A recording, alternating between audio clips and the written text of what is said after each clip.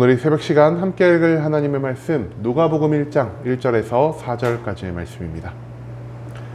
누가복음 1장 1절부터 4절까지의 말씀 여러분들을 대표해 제가 읽도록 하겠습니다. 누가복음 1장 1절 말씀부터 제가 계속해 읽어나가도록 하겠습니다.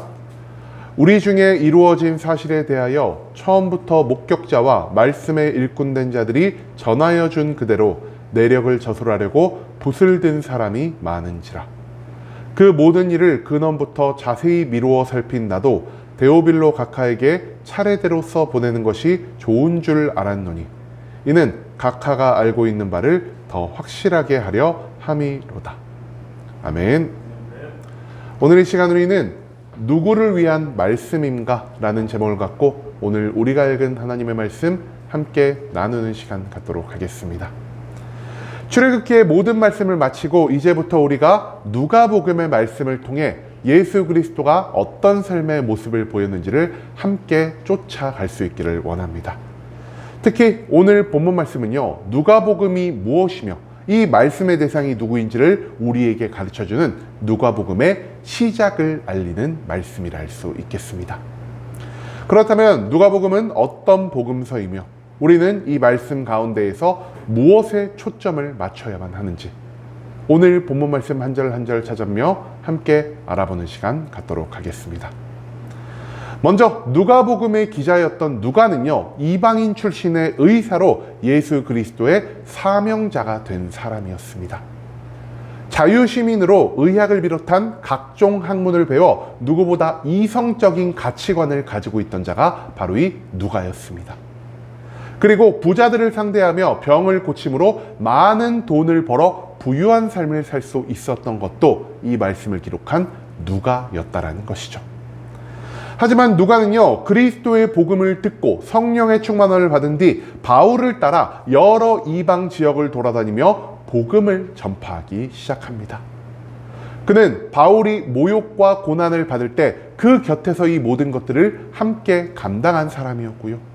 바울이 감옥에 갇혀 고생하는 그 시기에 그의 곁을 떠나지 않고 함께 그 자리를 지킨 자라 할 수 있겠습니다.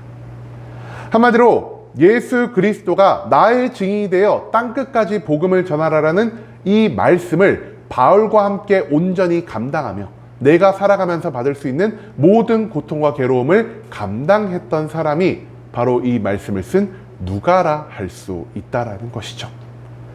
그 누구보다 많은 돈을 벌어 편하게 살 수 있었음에도 불구하고 자기 스스로 고난을 감당하는 모습을 보였고요. 누구보다 이성적인 가치관을 가지고 있었음에도 불구하고 현실과 상식을 초월하여 일하시는 하나님께 온전히 순종하며 살아간 자가 바로 이 누가였다라는 사실을 우리가 먼저 기억할 수 있기를 원합니다. 이처럼 말씀을 통해서 그리고 성령님이 주시는 지식을 통해 그리고 마지막으로 바울과 함께하며 고난과 괴로움 가운데에서 경험한 그 모든 것을 통해서 누가는 하나님과 예수 그리스도와 성령에 대한 수없이 많은 것들을 배울 수가 있게 되었습니다. 하지만 누가는요, 자기 혼자만 이 모든 것을 아는 데서 멈추는 것이 아니라 자기가 알게 된 이 모든 것들을 내 주변에 있는 수없이 많은 사람들과 함께 나누고자 하는 이러한 마음을 가지게 되었다라는 것입니다.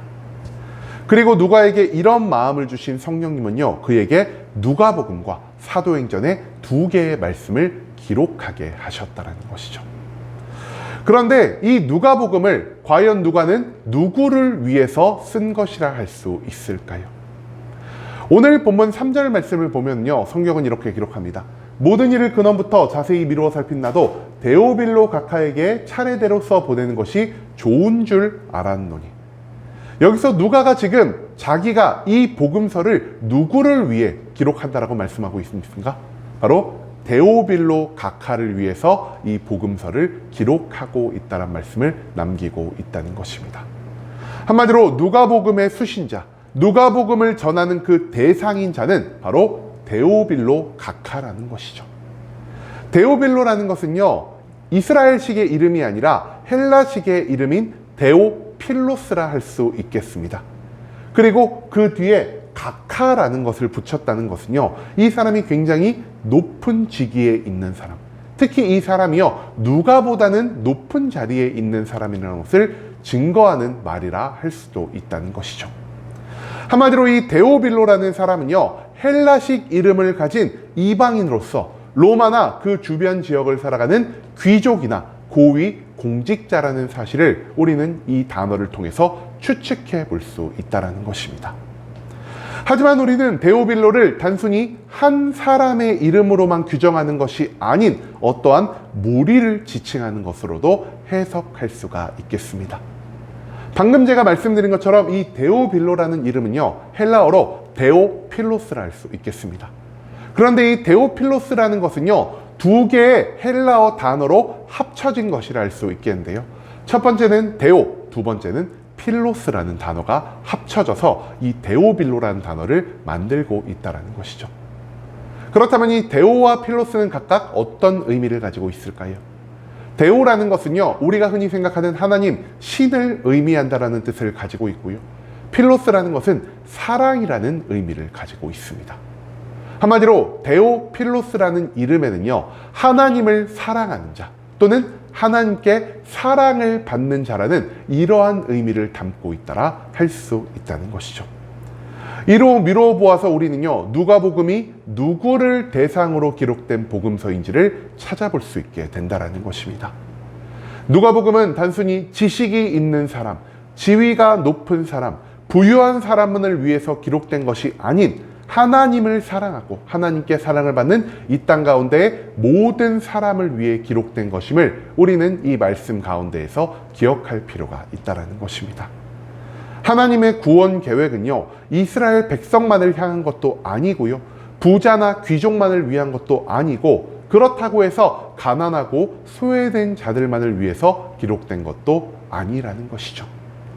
하나님은 자기가 창조한 모든 사람을 사랑하고 계시며 그들을 모두 구원하고 그들을 축복하고자 하시는 선한 그리고 사랑이 넘치는 성품을 가지고 계신 분이라 할 수 있겠습니다.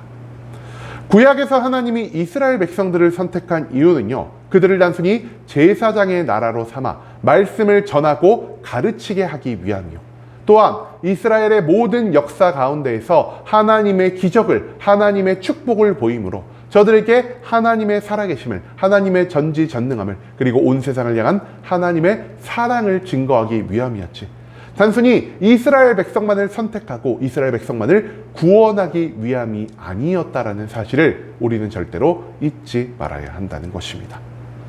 그리고 이제 하나님은요 자기가 정하신 그때 곧 예수 그리스도가 십자가 죽음과 부활 그리고 승천을 완성하신 후 이스라엘만을 위한 구원이 아닌 하나님이 태초부터 계획하신 대로 온 세상을 구원하기 위한 계획을 시작하게 되셨다는 것입니다.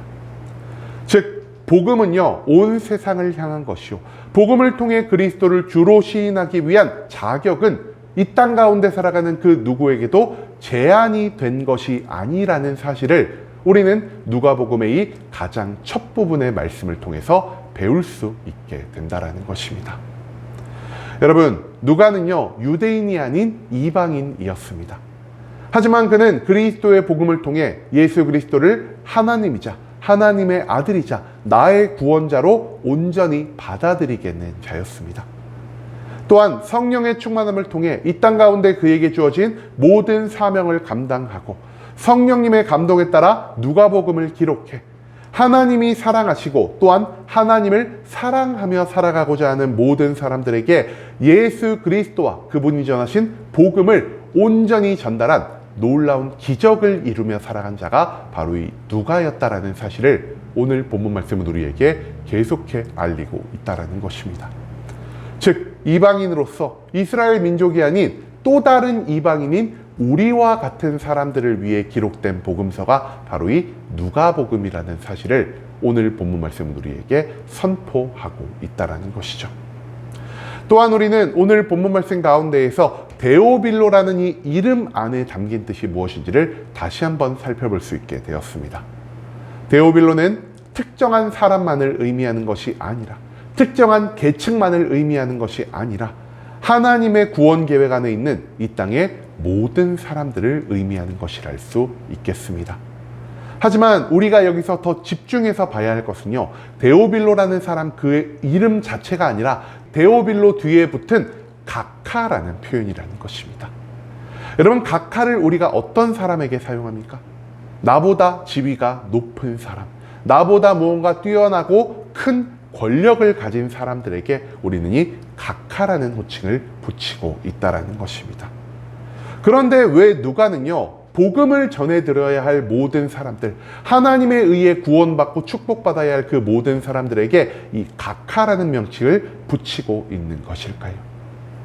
누가는요, 성령의 충만함 안에서 그리스도의 뒤를 쫓아가는 자였습니다.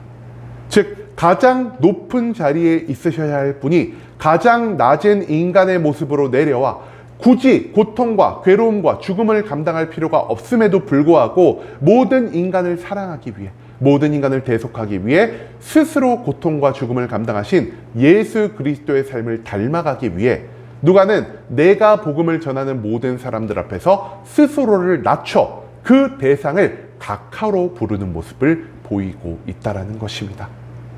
내가 높은 자리에서 무언가를 적선하든 무언가를 가르치듯 복음을 전파하는 것이 아니라 고통과 죽음을 감당하면서까지 우리를 위한 구원과 사랑을 보이신 겸손의 왕, 그 예수 그리스도의 모습을 따라서 내가 복음을 전파하는 그 모든 대상을 높이고 오히려 그들을 섬기는 모습을 보인 것이 바로 이 누가복음을 기록한 누가의 삶의 자세였다라는 것이죠.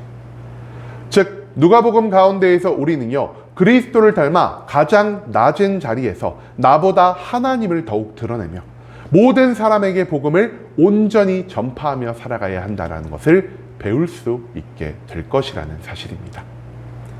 여러분, 이제는 우리도 예수 그리스도를 닮아가고자 한 이 누가의 모습을 쫓아갈 수 있기를 원합니다. 내가 좋아하는 사람, 나에게 유익을 줄 수 있는 사람, 내가 사랑하는 사람만이 아닌 나를 미워하고 나를 저주하며 나에게 모욕을 준 그 세상 모든 사람들을 위해 나 스스로를 낮추고 자신의 삶을 하나님의 모든 사명을 위해 바친 그 누가의 모습이 우리가 그토록 쫓고자 한 진정한 그리스도인의 모습이라는 사실을 오늘 본문 말씀은 우리에게 강조하고 있다는 것입니다.